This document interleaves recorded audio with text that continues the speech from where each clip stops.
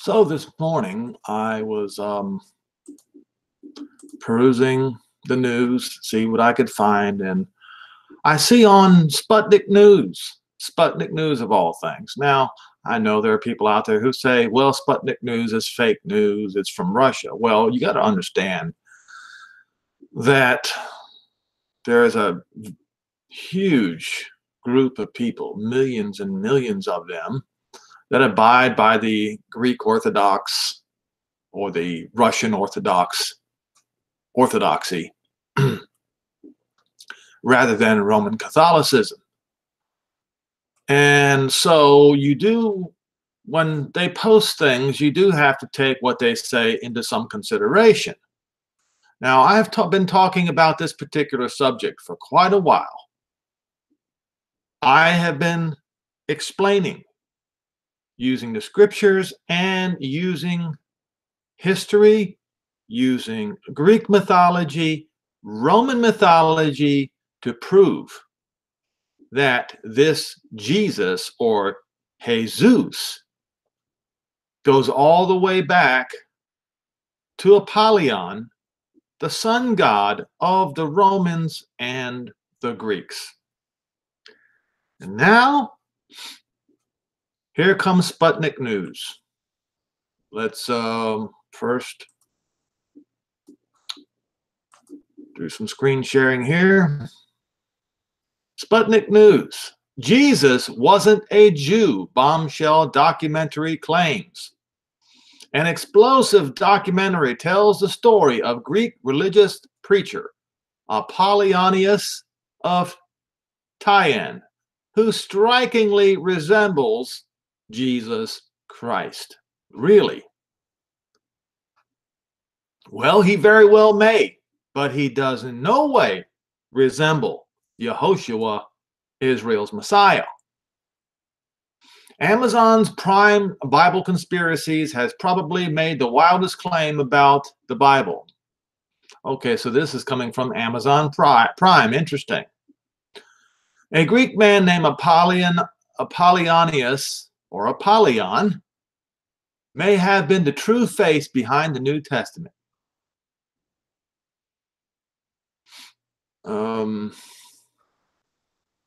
The 2016 documentary claims that Apollonius may have been the Son of God.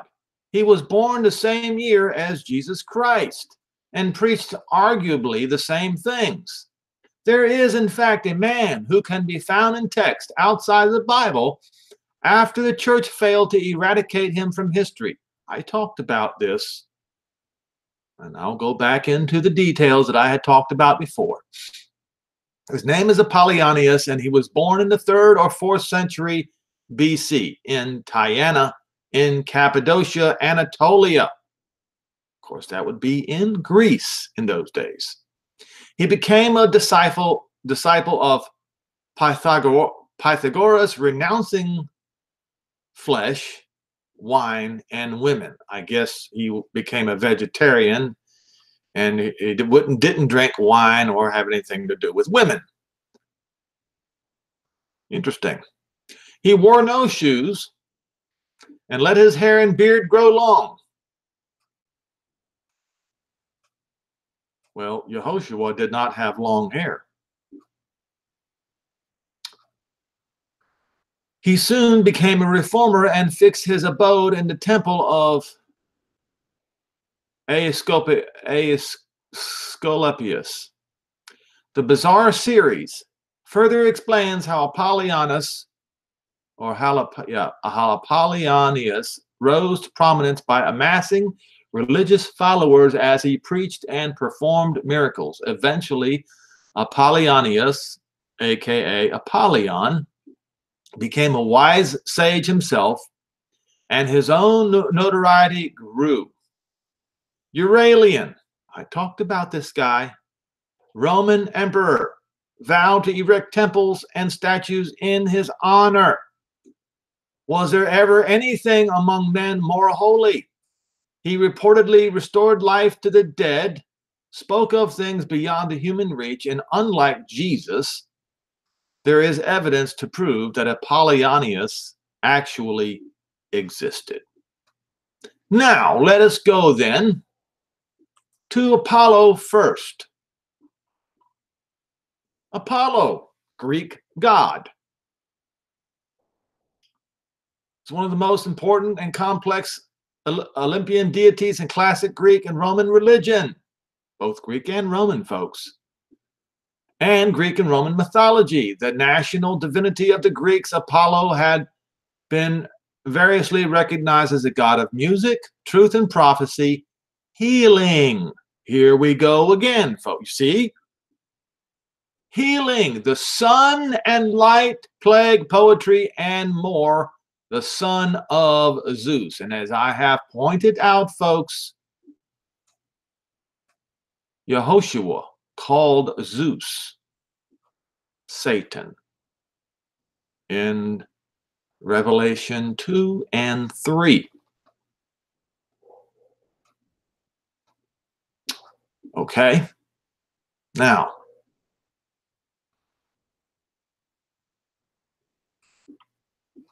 so in Hellenistic times, yesterday I talked about the Hellenes. What did the Hellenes do? Okay, in Hellenistic times, especially during the 5th century BCE, as Apollo Helios, he became identified among Greeks with Helios, Titan, the god of the sun. Okay, so now let's look at this one. Sol Invictus, the unconquered sun, was the official sun god of the later Roman Empire and patron of soldiers, god of war.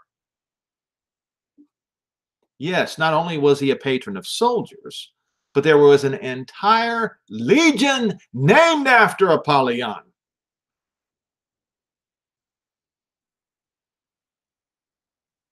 On December the 25th, does that ring a bell, folks? 274 AD, the Roman Emperor Aurelian made it an official cult alongside the traditional Roman cults. Scholars disagree about whether the new deity was refoundation of the ancient Latin cult of Sol, a revival of the cult of Elagabalus, or completely new. The god was favored by emperors after Aurelian and appeared on their coins until Constantine I. Okay? The last inscription referred to Sol Invictus dates to AD 387, and there were enough devotees in the 5th century that the Christian theologian Augustine found it necessary to preach against them. But of course, you see,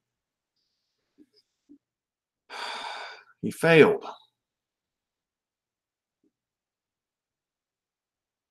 Invictus, or unconquerable, is an epithet utilized for several Roman deities, including Jupiter, Mars, Hercules, Apollo, or Apollyon, and Sylvanus. It had been in use from the 3rd century BC. The Roman cult to Sol is continuous from the earliest history of the city until the institution of the Christian cult as its exclusive state religion. Scholars have sometimes regarded the traditional Sol and Sol Invictus as two separate deities, but the rejection of this view by S.E. Higmans has found supporters of the inscription of AD 102 records a restoration of a portico of Sol in what is now the Trastevere area of Rome by a certain Gaius Iulius Anicetus, while he may perhaps have in mind an allusion of his own cognomen, which is the Latinized form of the Greek equivalent of Invictus. The earliest extant date inscription that uses Invictus as an epithet of Sol is from AD 158. Another stylistically dated to the 2nd century is inscribed on a Roman ornamental disc in the contriver of light, Sol Invictus Augustus. Augustus is a regular epithet linking deities to the imperial cult. Sol Invictus played a prominent role in the myth Mithraic mysteries. This goes back to the Mithraism of Persia. Okay, was equated with Mithras. The relation of Mithraic Sol Invictus to the public cult of the deity with the same name is unclear and perhaps non-existent. Now, let's go down to Aurelian here. The Roman gens Auralia was associated with the cult of Sol. After his victories in the East, Emperor Aurelian thoroughly reformed the Roman cult of Sol, elevated the sun god to the one of the premier divinities of the empire. When previous priests of Sol had been simply sacerdotes and tended to belong to lower ranks of Roman society, they were now pontificates and members of the new college of Pontificus, instituted by Aurelian. Every pontifex of Sol was a member of the senatorial elite, indicating that the priesthood of Sol was now highly prestigious. Almost all of these senators held other priesthoods as well. However, some of these priesthoods take precedence in the inscription in which they are listed, suggesting that they are considered more prestigious than the priesthood of Sol. Aurelian also built a new temple for Sol, which was dedicated on when? December the 25th, 274, and brought the total number of temples for the god in Rome for at least 4. And he instituted games of honor for the sun god, held every 4 years from 274 and onwards. Now, Constantine. Emperors portrayed Sol Invictus in their official coinage with a wide range of legends, only a few of which incorporated the epithet Invictus, such as the legend Soli Invicto Comito, claiming the unconquered sun as a companion to the emperor, used in particular frequency by guess who? Constantine, the founder of this fake religion they call today Christianity. Now, of course, I know as soon as some of you hear what I just said, you'll probably turn this off. Well, you need to hear me out because it is very, very important. Statuettes of Sol Invictus carried by the standard bearers appear in 3 places in reliefs of the Arch of Constantine. Constantine's official coinage continues to bear images of the Sol until 325 to 326. A Solitus of Constantine, as well as a gold medallion from his reign that depict the emperor's bust and profile, twinned jugate with Sol Invictus with the legend Invictus Constantinus. Constantine decreed March 7th, 321, the day of the sun, Sunday, as the Roman day of rest. Therefore, folks, all of you Sunday worshipers, you do not follow Yehoshua, the Hebrew Messiah. You follow Apollyon, the false Greek Roman Christos.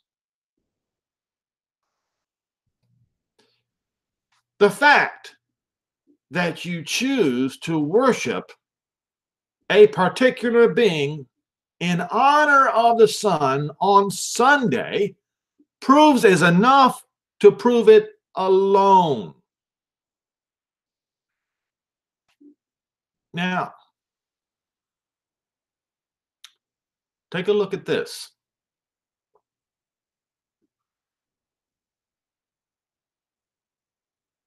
Constantine's triumphal arch was carefully positioned to align with the colossal statue of Sol by the Colosseum so that the Sol formed a dominant backdrop when seen from the direction of the main approach toward the arch. Now, there's something that I want to show you. This right here. The disc of Sol Invictus. Do you see this? Let's see if we can get a better picture of this. Does that look familiar?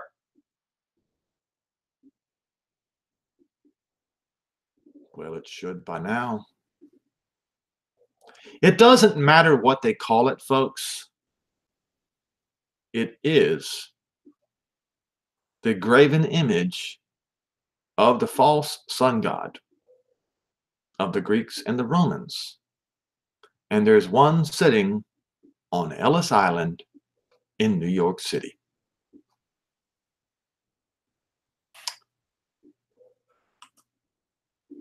Now, festival, let's see, the festival of Sol Invictus. All right.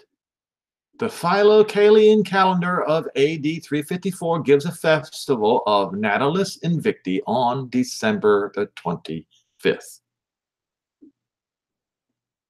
So, whose birthday is December the 25th, folks? Oh, you think it's Jesus? Well, you're probably right. But it is not the birthday of Yehoshua, Israel's Messiah. I have been telling people, for the last couple of years, it hasn't been very long, because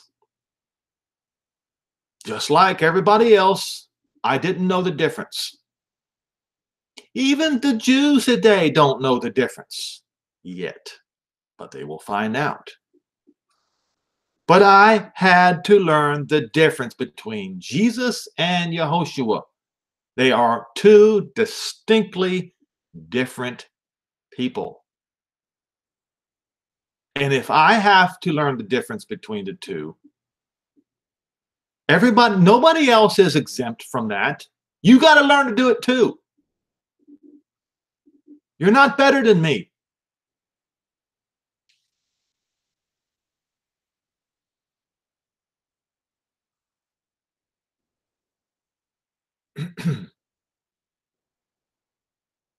So December the 25th is the celebration of the cult of the sun god.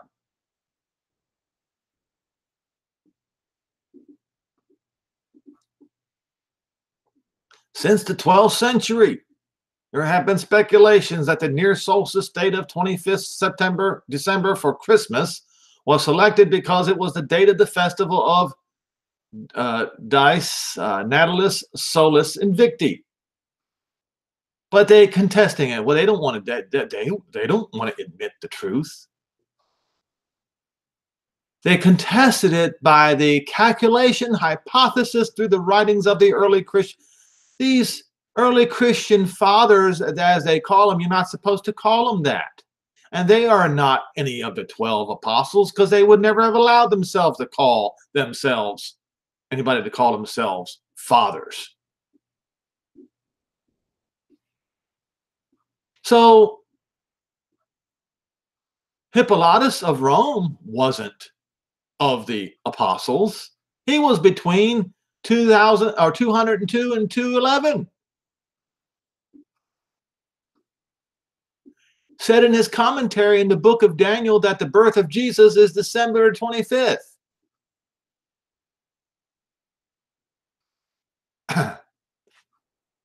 There's nowhere in the book of Daniel that has Messiah being born on December the 25th. Nowhere. And I've been able to prove, using what is written in the first chapter of Luke, that the birth of Israel's Messiah occurred on the month where the feast of Shavuot occurs. Therefore, because of the meaning of the festival of Shavuot, he had to have been born on Shavuot. But nobody wants to change. No, people don't want to change when they see that the date of December the 25th is the date of the festival of Sol Invictus. They're not going to change regardless. Why? because you will lose the devotion and the love of your children, your wife, your husband, your sisters, your brothers, and your mother and your father. That's why.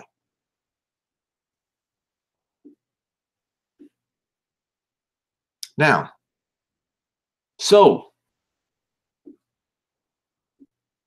let's go to Revelation 9, verse 11.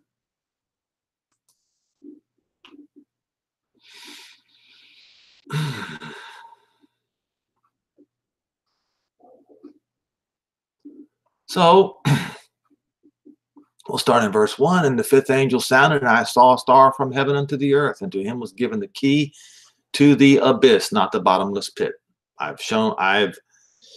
Go to your own, get your own, go to Bible Hub. You got Strong's Concordance right here. It plainly says abyss, abyssos, which is the Mediterranean Sea. If you know your Greek, you know that abyssos means the Mediterranean Sea. See, abyssos. All right. And he opened the Mediterranean Sea, and there arose out of the pit as a smoke of a great furnace, and the sun and the air were darkened by reason of the smoke. And there came out of the smoke locusts upon the earth. Remember, this was a vision given to John. What we see and what he saw may not look exactly the same, just like the vision of the 7 fat cows and the 7 skinny cows that Pharaoh saw in his vision that Joseph had to interpret for him. Okay? And were given power as the scorpions of the earth have power. It was commanded that they should not hurt the grass of the earth. Now, see, scorpions, or I should say locusts, that's what they do. They destroy the green of the earth. And what they're not supposed to destroy the grass of the earth. So clearly, they look like locusts with tails of scorpions. Neither any green thing, neither any tree, but only those men which do not have the seal of Jehovah in their foreheads. To them it was given that they should not kill them, but that they should be tormented 5 months, and their torment was as the torment of a scorpion when he strikes a man in those days. Shall men seek death and shall not find it, desire and to die and shall not, and it will flee from them. It talks about the shapes of the locusts, were like unto horses prepared for battle, and their heads were as it were crowns like gold, and their faces were as the faces of men. Starting to look more and more like military equipment. And as you will soon see, it is true. And I'll explain why. And they had a hair as the hair of women, and their teeth were as the teeth of lions. You know, the flying tigers? And they still put teeth of lions on helicopters to this day. Military helicopters. And they had breastplates of iron. Now you know. Now you know it's military equipment. When you see this, breastplates of iron, come on. Come on, folks. The sound of their wings was as the sound of chariots and many horses running to battle. That's clearly the sound of a helicopter. Okay? And they had tails like unto scorpions, so do helicopters. And they had stings in their tails. And there are certain helicopters that do unload bombs from the rear. And their power was to hurt men 5 months, and they had a king over them, which was the angel of the abyss, or the angel of the Mediterranean Sea, or the false god of the sea peoples. Romans and Greeks. Whose name in the Hebrew tongue is Abaddon, but in the Greek tongue his name is Apollyon, the destroyer. Now, what does it say is going to happen to the destroyer? Well, let's see here. Yes, The time of Yehoshua was coming. On the other hand, it says, and the nations were angry, and your wrath is come, and the time of the dead, that they should be judged, that you should give reward unto your servants, the prophets, and to the holy people, the Kodesh, that's automatically the Jews,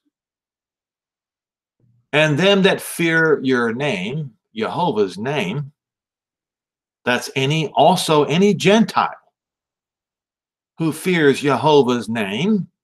Okay, so we're covering a lot of territory here, both small and great, from the greatest to the least, not leaving out anybody, and should destroy them which destroy the earth. Who is the destroyer? Apollyon. Destroy the followers of Apollyon. What is his day? December 25th. What is his day? The day of the sun, Sunday. That's you Sunday keepers. That is you Christmas keepers. It's you. Okay.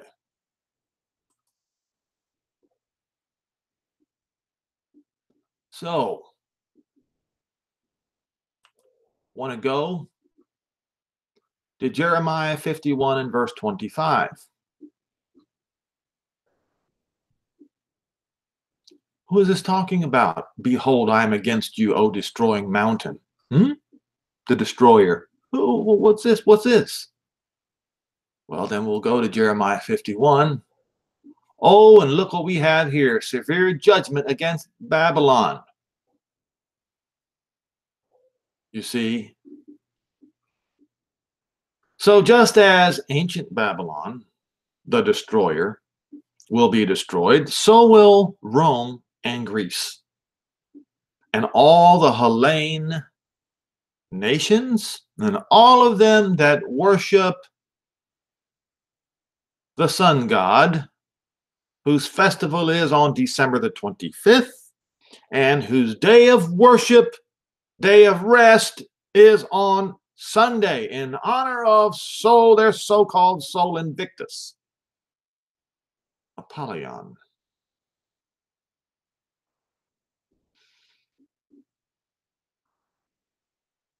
Let's see, where was I? All right, so verse 25. Okay, so verse 25.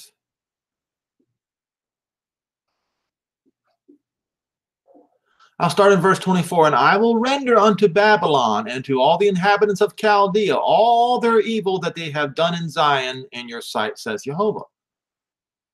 So if he did this to ancient Babylon, he's going to have to do it to Rome because of what they did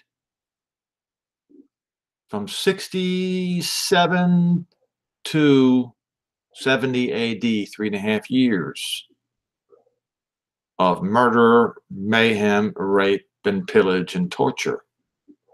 So everything that Rome did to Jerusalem beforehand is going to be done just like was done to ancient Babylon. There can be no change. There's no shadow of turning in Jehovah. If he did it to ancient Babylon for this very reason, he must do it to Rome.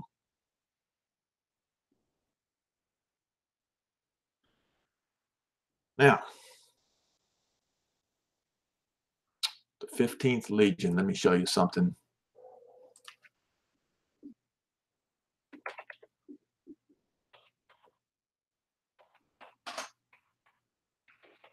The 15th Legion.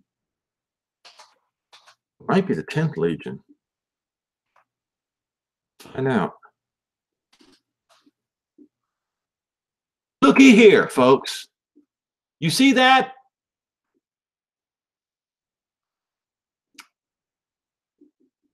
Legio 15 Apollinaris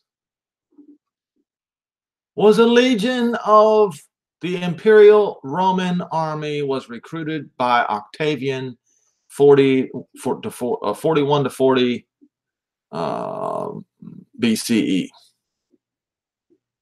And what is it? The emblem of this legion was probably a picture of Apollo or one of his holy animals.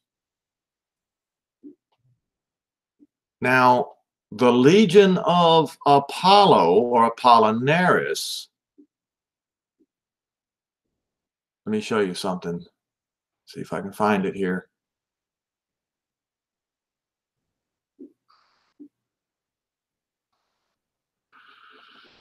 Okay. There the unit stayed until it was sent to Syria and possibly Armenia by Nero in 61 or 62, these territories newly conquered from the Parthians or the Persians. After the conclusion of the war with Parthia, the legion was sent to Alexandria, but soon found itself engaged in the fierce fighting of what? The first Jewish revolt, capturing the town of Jotapata and Garnia. It was the 15th that captured the Jewish general, later to become famous as the historian Josephus. During this period, the legion was commanded by Titus himself, the prince of the people who came to destroy Jerusalem, who later became emperor. So, you worshipers, you Sunday worshipers, you December the 25th worshipers, you are the opposition. You are the enemy of Israel. You are the enemy of Israel's Messiah. And destruction is coming to you.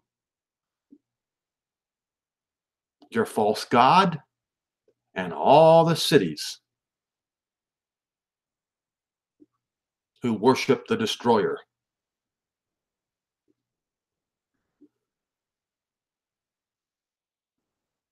It's up to you to change. I had to see the truth for what it is. You're no better than me.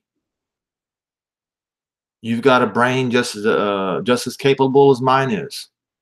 You have to be willing to accept the consequences.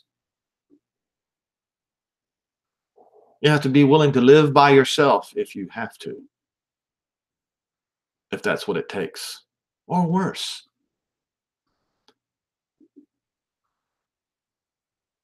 So, there you have it, folks.